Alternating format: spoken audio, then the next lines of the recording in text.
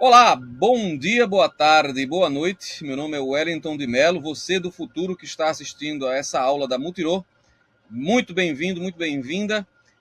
A gente vai, nesse curso que a gente vai fazer, falar um pouco sobre algo que muitas vezes é omitido, digamos assim, dos cursos de criação literária. Mas que, normalmente, quando você é um leitor, é uma das primeiras coisas que você leva em consideração quando vai ler uma obra de ficção.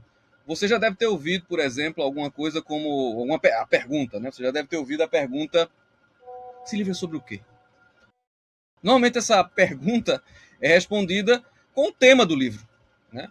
Mas normalmente quando você vai tratar de como construir o tema, as respostas tendem a ser um pouco mais evasivas, porque efetivamente se pensa no tema como essência daquilo que se está tratando em uma determinada obra, mas não se fala muito em como se constrói um tema, ou se é que se constrói um tema, né? Essa é uma boa pergunta para se colocar. Nesse curso, nesse módulo da Multirô, a gente vai falar um pouco sobre a importância do tema.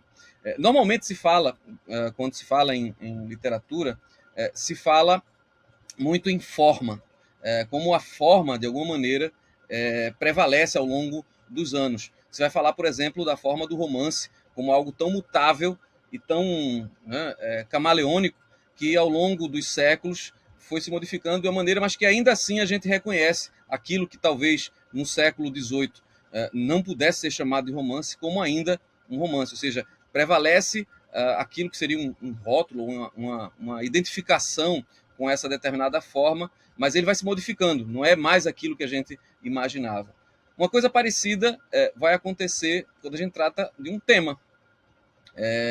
O tema ele tem uma raiz, ele tem uma origem. Posso dizer, posso até me arriscar que os temas são sempre os mesmos. A gente sempre vai tratar do amor, a gente sempre vai tratar da morte, a gente sempre vai tratar da traição. E eu posso colocar nos dedos das duas mãos, talvez, alguns temas que são centrais e que a gente vai sempre voltar a eles. O que é que vai mudar, então? Se o tema é sempre o mesmo, se as pessoas sempre vão estar tratando das mesmas coisas, se não há nada de novo debaixo do sol, como já diria o Eclesiastes, o que é que efetivamente faz com que a gente continue falando sobre os mesmos temas? É a forma, né? É a forma de dizer. E aí, uma coisa importante é quando eu lembro do Cláudio Guillen, que é um crítico literário, que ele diz uma coisa bem interessante. Ele estuda tematologia, que veja só, será que você sabia que existia um ramo da teoria literária, dos estudos literários, que trabalham com tema? A tematologia de Claudio Guillen, ele estabelece uma coisa bem interessante que eu vou colocar para vocês. Ele diz que separar tema e forma só faz sentido desde um ponto de vista didático, mas não há como separar efetivamente aquilo que seria a forma daquilo que seria o tema. E é nessa perspectiva que a gente vai tentar trabalhar nesse nosso curso, digamos assim, ao longo dessas aulas, dessas 4 aulas. A proposta é, efetivamente, a gente começar a entender como é que se constrói um tema, como se identificar um tema numa obra literária e quais são os elementos que compõem essa construção. Claro que a gente vai fazer, ao longo dessas aulas, também alguns exercícios práticos. E a minha ideia é que, ao final dessa sequência de aulas, a gente possa ter uma visão um pouco menos, como eu posso dizer assim, menos simplória do que seria o tema. Ou seja, quando você pergunta, é sobre o que o livro?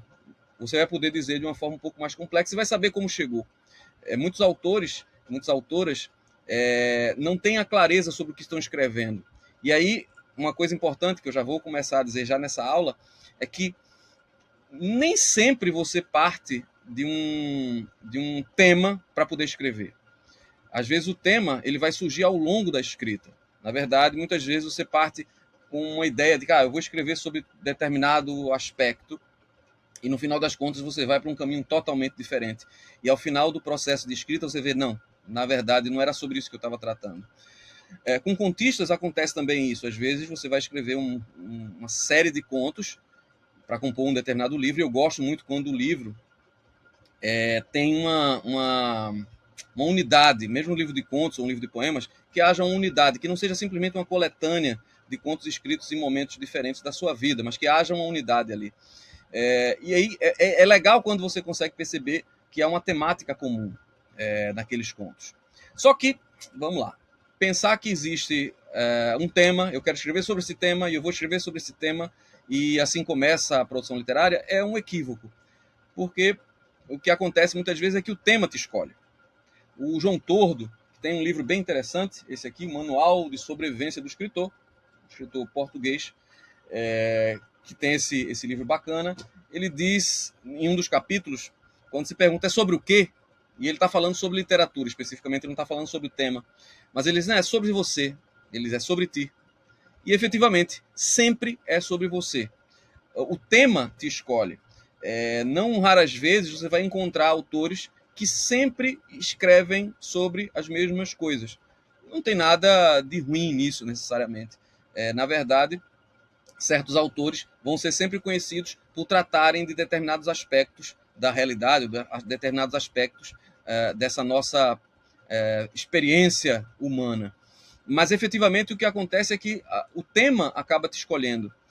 O que a gente vai trabalhar, então, não é, vamos aprender a trabalhar com diferentes temas. Não, na verdade, talvez uma das coisas que a gente objetiva nesse curso da Motiron é fazer com que você possa encontrar o seu tema profundo. Eu tenho um tema profundo. Os meus romances, quando eu olho os 2 primeiros romances, e inclusive esse romance que eu lanço agora esse ano, eu sempre observo que há um tema constante. O tema da inadequação. Não é um tema original. Lembrando, os temas dificilmente serão originais. O que talvez mude é a forma de abordar o tema, como eu já falei antes. Vou dar um exemplo para vocês. Vamos pensar em 3 obras. 3 obras que têm, digamos, o mesmo gênero, ou seja, a mesma forma literária, e que foram escritas num período não muito distante uma das outras. Uma distância, mas não tanta assim. Estou falando de Madame Bovary, estou falando do Primo Basílio e estou falando de Dom Casmurro. Se a gente observar essas 3 obras, esses 3 romances, o que vocês acham que há em comum no que diz respeito à temática? Daria um tempinho. Tempo. Voltamos. Ponto. Vamos lá. Agora, o que é que há em comum entre Madame Bovary, o Primo Basílio e Dom Casmurro? Pergunta imbecil, pergunta idiota, pergunta muito fácil de responder, e eu tenho certeza que vocês já responderam aí, não precisava nem eu ter dado esse tempinho. O adultério, né, pessoal? O tema que aparece, o tema, digamos, de fundo, é o adultério. Nos 3 livros, os autores trabalham de alguma maneira o adultério. Veja, não é um tema, digamos, dos mais enobrecedores, não é um dos temas, digamos, mais avassaladores e que vão mudar efetivamente a realidade, né, da humanidade. Principalmente quando a gente considera uma sociedade patriarcal, né? Então, talvez isso interesse muito mais ao patriarcado do que qualquer outra coisa. Só que a forma como cada um desses autores trabalhou determina, de alguma forma, a forma, né? Falei forma várias vezes. Mas, de alguma maneira, a maneira... Eita, agora eu repeti maneira. Veja aquela coisa do escritor, né? Eu não posso ficar repetindo as palavras, eu tenho que cuidar sempre da próxima linha. Mas vamos lá. A forma ou a maneira, sei lá, eu não vou me repetir, não vai ter problema agora. Mas a maneira como eles trabalham esse tema é o que vai importar. E é assim que essas obras vão tocar mais ou menos os leitores. O Terry Bain tem uma citação que eu acho interessante. Ele usa uma metáfora curiosa para se referir ao tema, para designar o tema. E eu vou ler essa citação para vocês. O tema é o que contém a história. O tema tentará manter todos os elementos da história no lugar. É como um recipiente. A forma que adota a trama, os personagens, os diálogos, a ambientação, a voz e tudo mais virá por esse recipiente. Em muitos casos, os leitores não se dão conta de que existe um recipiente, mas seria muito difícil beber vinho sem uma taça. O cristal é, obviamente, parte da experiência, ainda que nem sempre prestemos atenção. Veja, uma imagem interessante essa do Terry Bain.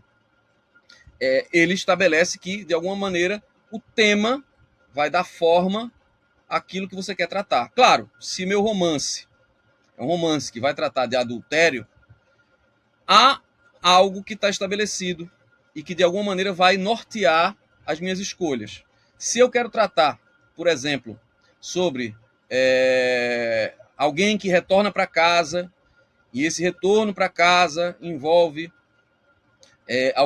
um confronto, um determinado universo patriarcal, eu tenho também algumas determinações. Eu posso estar falando aqui de Lavoura Arcaica, eu posso estar falando aqui de Pedro Páramo, eu posso estar falando aqui de Galileia, de Ronaldo Corrêa de Brito. Né? Essas 3 obras, veja, tratei de 3 obras, né? Falei de O Primo Basílio, de Madame Bovary e de Dom Casmurro. 3 obras sobre o adultério. No caso de Lavoura Arcaica, de Pedro Páramo e de Galileia, de Ronaldo Corrêa de Brito, também se trata de um filho que retorna para casa. Nas 3 situações, eu tenho várias escolhas a tratar. Então, por exemplo, no caso de Pedro Páramo, a gente tem uma estrutura que é totalmente fora de sincronia, ou seja, os planos narrativos, são 2 planos narrativos em Pedro Páramo, eles são totalmente fora de sincronia. Claro, existe uma certa cronologia que vai se percebendo quando você conhece o livro, talvez numa 2ª ou 3ª leitura. Mas são narradores diferentes, são estruturas totalmente diferentes para contar esse retorno do filho. Em Galileia, Ronaldo adota um narrador em primeira pessoa. Em alguns momentos há certas oscilações, mas é uma narrativa linear, com flashbacks, com retornos. Isso vai se estabelecendo muito claramente para o leitor. No caso de Lavoura Arcaica, o fluxo de André, o narrador de Lavoura Arcaica, é talvez o meio do caminho entre o que seria Galileia e o que seria Pedro Páramo, porque se há certa cronologia e, de alguma maneira, o começo do romance, o filho está fora de casa e ele vai ser resgatado pelo irmão, né, que vai trazer, e esse retorno de André para a casa paterna vai, de alguma forma, ativar certos gatilhos da tragédia, mas essa narração em fluxo de André tem uma forma totalmente diferente da narração muito mais estruturada de Galileia e da narração com vários planos temporais, que é o caso de Pedro Páramo. São escolhas que, de alguma forma, são feitas não necessariamente por conta do tema. Veja, não é o tema que está definindo que Juan Rulfo utilizou essa forma, que Raduan Nassau utilizou uma determinada forma e que Ronaldo Corrêa de Brito utilizou uma forma totalmente diferente para tratar de um tema muito parecido, o retorno para casa, um tema que, por sinal, é um tema clássico, né? Aquilo que eu estava falando, de que os temas eles vão se modificando ao longo dos anos. Né? Aqui a gente está falando, na verdade, de milênios, porque se a gente vai observar, o retorno para casa é o que a gente vai ver no livro, talvez uma das obras fundadoras da literatura no Ocidente, que é a Odisseia. Aquilo que a gente chama de nostos. Né? O nostos é o retorno. Nostos, daí vem a palavra nostalgia, que é a dor desse retorno, a dor por querer voltar para casa. Né? Existe, inclusive, um poema chamado Nostos, que a gente só tem notícia de cinco linhas que restam desse poema e que trata desse retorno desses heróis. Só que talvez o Nostos mais conhecido é o Nostos de Ulisses, né? Na Odisseia, esse retorno para casa. E o retorno para casa de Ulisses, veja que coisa interessante. Ele é algo muito diferente do retorno para casa de André, em Lavoura Arcaica, de Adonias, em Galileia, e de Juan Preciado, em Pedro Páramo. Por quê? Porque quando Ulisses volta para casa e se encontra com seu filho Telêmaco, inclusive o tema da busca do pai se chama telemaquia por conta disso, o retorno dos dois para casa significa o estabelecimento do status quo, ou seja, Ulisses retorna para colocar ordem na casa que estava ocupada pelos pretendentes. Falávamos do patriarcado. Olha aí o patriarcado, mais uma vez, na fundação da nossa literatura. E aí acontece aquilo que a gente chama do massacre dos pretendentes. E Telêmaco, o filho de Ulisses, participa desse massacre. E com isso se integra à violência do patriarcado. O retorno de André, de Adonias e de Juan Preciado, por outro lado, não é bem um retorno para um espaço, como é que eu posso dizer assim, um espaço de estabelecimento do status quo. Na verdade, o retorno dos dois significa que os dois vão ser, em algum momento, destruídos. Ou que, no mínimo, vai se estabelecer um espaço de tragédia. Então, veja, a gente tem o mesmo tema da Odisseia, estabelecido em 3 romances latino-americanos, mas abordagens totalmente diferentes. No caso do romance latino-americano, esse retorno para casa estabelece entre o filho e que retorna para aquela casa paterna um status de tragédia. E não de comédia, porque no final das contas, se a Ilíada é uma tragédia, a Odisseia é uma comédia, né? Vamos brincar. Tudo que se estabelece a forma, inclusive, como a Odisseia, com as peripécias e tudo mais, é a estrutura de uma comédia, né? O rebaixamento do épico. Mas aí vamos voltar agora para aqueles nossos 3 primeiros exemplos. Eu falei de Madame Bovary, eu falei do Primo Basílio e falei de Dom Casmurro. Outra vez, é a mesma forma, é um romance. Os 3 estão ali num período que eu não posso dizer que é um período muito distante, né, de produção. Há uma distância, mas não é um período tão distante. Quais são as distinções que a gente pode estabelecer? Bom, as distinções que a gente estabelece entre esses 3 romances podem fazer com que aquela citação do Terry Bain, que eu dei um pouquinho atrás, vocês devem lembrar o que foi que eu falei, né? Aquela metáfora sobre a taça, sobre a forma, sobre a maneira como o tema, de alguma maneira, determina tudo que vai ser estabelecido. Talvez a análise desses 3 romances faça com que a gente pense de uma maneira um pouco diferente do Terry Bain. Talvez não é que o tema estabeleça a forma, mas a forma e o tema estão tão intrinsecamente ligados que não dá para dissociá-los, como dizia o Cláudio Guilherme. E por quê? Vamos lá. Qual é a diferença? A gente falou o que é que tem em comum, né? O que é que tem em comum Madame Bovary, Primo Basílio e Dom Casmurro? Bom, o que tem em comum é o tema do adultério. Perfeito. Mas o que é diferente? Bom, tem muita coisa diferente. As histórias são diferentes. O tema é tratado, mas de maneiras muito distintas. Mas eu, de forma didática, eu usaria um exemplo, me concentraria em um aspecto para vocês. O narrador. Qual é o narrador do Primo Basílio? Qual é o narrador de Madame Bovary? E qual é o narrador de Dom Casmurro? Bom, quando eu decido qual é o narrador, eu estou falando, não é de tema, eu estou falando de forma. De acordo, né? Bom, tanto Madame Bovary como Primo Basílio são narrados em terceira pessoa. Vocês devem lembrar que Dom Casmurro é narrado em primeira pessoa. Bom, essa decisão de Machado é crucial. É crucial. E coloca, me desculpem os amantes de Madame Bovary, me desculpem os amantes do Primo Basílio, me desculpem aqueles que amam essa de Queiroz, né? Eu vou dizer que Machado consegue algo que leva Dom Casmurro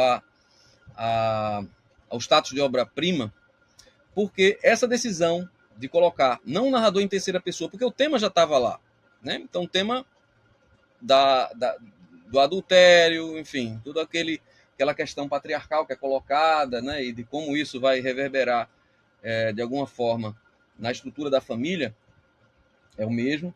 O tratamento é diferente, claro, mas eu acho que o que é determinante aqui e que faz com que a experiência de leitura seja muito diferente é a decisão de Machado pelo narrador em primeira pessoa. Bentinho, esse narrador em primeira pessoa, totalmente vendido, totalmente parcial, né? E no qual a gente não pode acreditar e que faz o tempo todo um exercício enorme para que você confie nele e para que ele seja, né, o coitado da situação e que quer convencer você de que o que ele fez não foi uma sacanagem. Esse narrador é determinante. É determinante. E a forma que ele escolhe faz com que o tema seja totalmente modificado. Por quê? Porque quando ele coloca esse narrador parcial, quando ele coloca o seu ponto de vista e não um narrador em terceira pessoa, que está distante, quando ele tenta o tempo todo convencer você do contrário, de que houve sim uma traição, de que aquilo que ele fez ao final, né, não foi uma sacanagem, como eu já falei, já usei o termo, faz com que você volte várias vezes ao tema, você volte várias vezes ao livro e você tenta descobrir se você pode ou não confiar naquele cara. É claro que você não pode confiar nele. É claro que você não pode confiar nele. É a mesma coisa que acontece com o André de Lavoura Arcaica. André é o filho coitado, que volta para casa porque é oprimido pelo pai, porque o pai tem toda aquela coisa do trabalho, e que ele saiu de casa por conta daquilo, e que ele não aguentava mais aquilo. Então ele quer lhe convencer o tempo todo, em Lavoura Arcaica, de que ele é o pobrezinho, de que ele é o coitado. Mas quem é... Pô, eu vou dar um spoiler.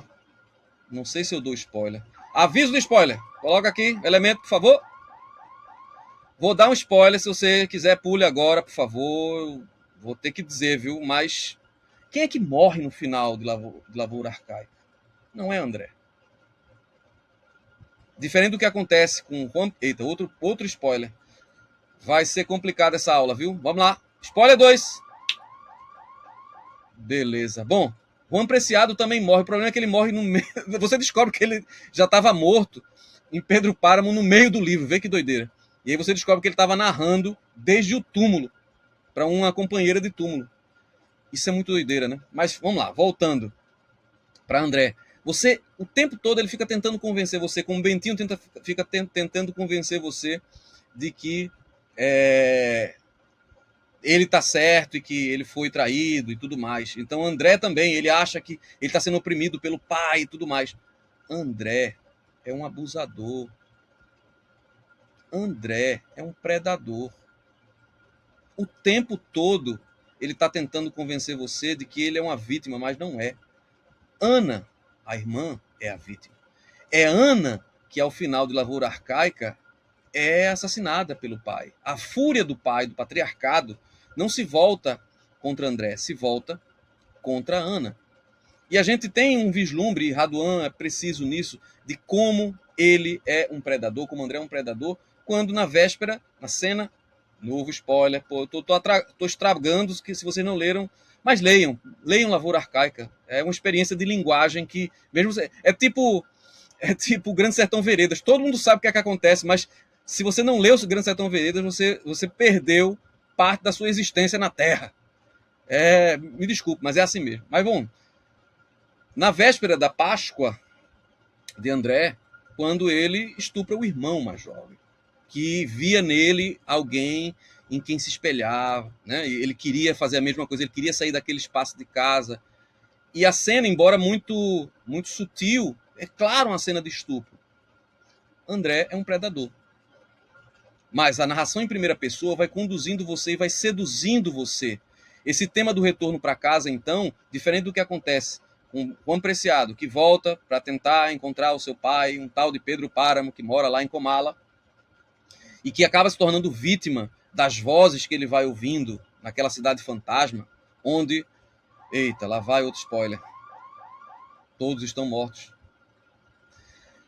Esse personagem do filho, em Lavoura Arcaica, é totalmente diferente do personagem do filho de Pedro Páramo. Então veja, outra vez, o mesmo tema, e as escolhas da forma determinam de alguma maneira o tema, ou seja, a maneira como você vai abordar o tema. O tema do retorno para casa é totalmente distinto. Então, onde é que eu estou querendo chegar? Que ao longo desse curso, a gente vai fazer um pouco isso.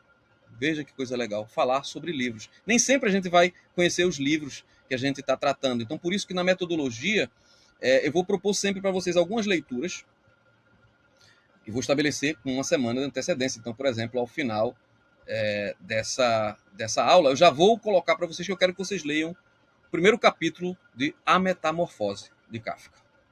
Já é a primeira provocação que eu estou fazendo para vocês. Por quê? Porque eu quero que vocês cheguem e a gente converse com a mesma sintonia, ou seja, no mesmo diapasão. Eu não quero que a gente chegue falando de coisas que, né, enfim, a gente está fingindo que sabe do que está tratando. É legal que vocês saibam do que a gente está tratando. Claro que tem algumas obras que são tão conhecidas e que, como a gente vai tratar do tema, pode parecer que, não, mas eu sei qual é o tema da obra, eu consigo. Não. A gente já viu que não dá para tratar de tema e de forma de maneira distinta. Então, o tempo todo a gente vai estar fazendo essa brincadeira de alguma forma, de alguma forma, de novo, lá vai eu, de alguma forma, de alguma maneira, forma, sei lá.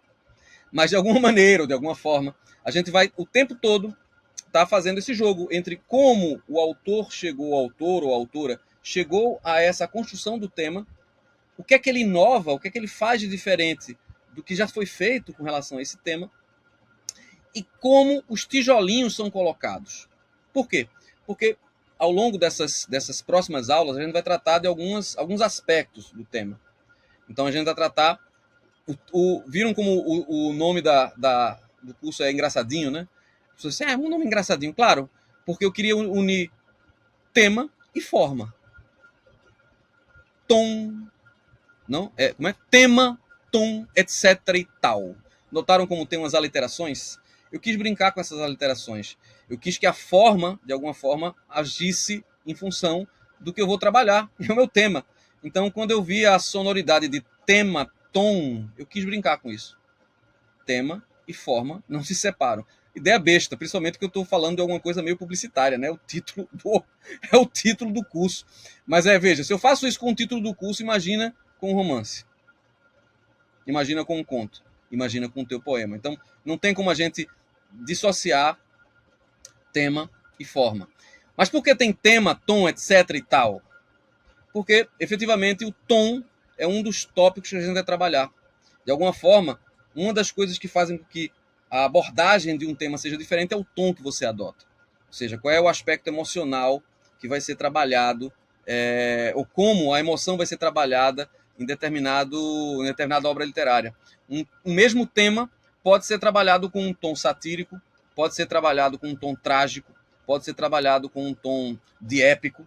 Então, efetivamente, o tom é um aspecto importante a ser trabalhado. Um outro aspecto que a gente vai tratar, e aí está no etc e tal, além do tema, claro, para a gente começa, mas é a questão do motivo. E motivo aqui eu não estou falando de nada relacionado a romance policial, não, né? Qual é o motivo desse crime? Na verdade, o motivo é um aspecto muito importante que talvez seja...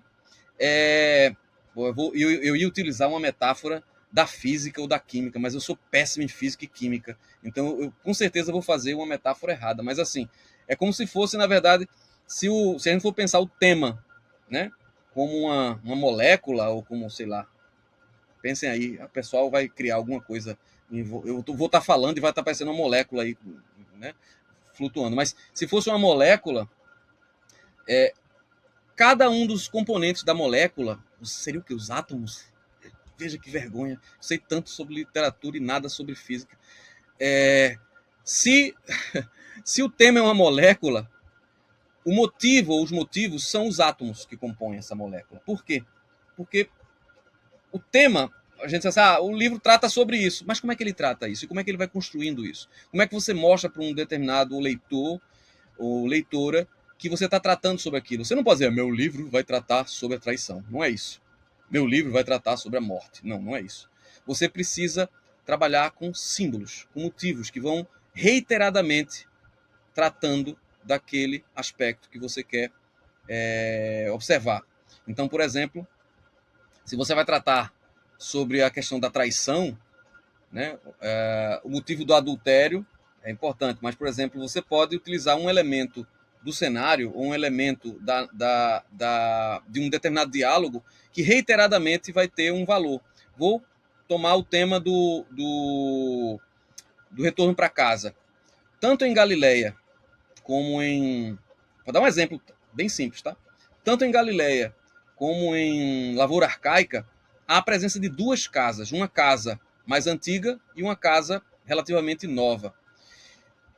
Ao longo dos dois romances, essas casas têm um status bem diferente. Uma está associada a uma memória da família, outra está associada a certo erotismo, uma está associada à opressão do patriarca, outra está associada à liberdade. Então, veja, a construção dessas duas casas ela é importante como um motivo que vai reiterar esse conflito de gerações. É o mesmo que vai acontecer em Pedro Páramo. Em Pedro Páramo você tem a casa onde Pedro Páramo morava na infância, que tem um status, e tem a Media Luna, que é a fazenda que ele assume quando se torna o Pedro Páramo, quando ele se torna o cacique, digamos assim, de Comala.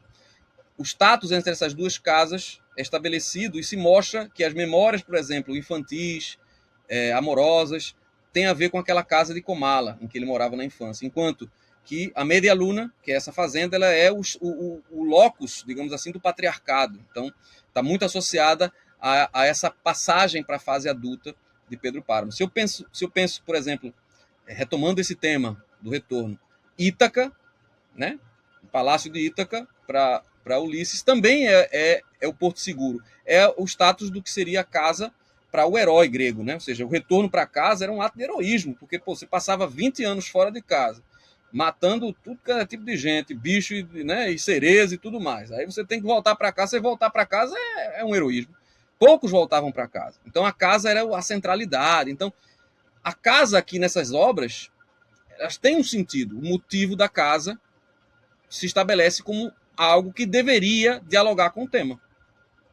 Tá entendendo? Então, eu trabalho o motivo como símbolos, como elementos que vão sendo reiteradamente trabalhados ao longo da obra e que deveriam me ajudar a construir o tema. Então, a gente vai tratar com exemplos práticos. Eu dei um exemplo aqui já para vocês, na verdade, vários exemplos, mas a gente vai tratar nessas aulas de como eu posso construir os motivos, porque não pode ser uma argumentação de um artigo, né, científico. Você não pode sair dizendo, meu tema é esse, eu vou tratar sobre isso, tal. Você tem que sutilmente ir construindo isso para que o leitor possa, enfim, adentrar na sua obra. E outra coisa, o tema ele não é uma tese, ou seja, não tem que defender um juízo de valor sobre tal ou qual tema.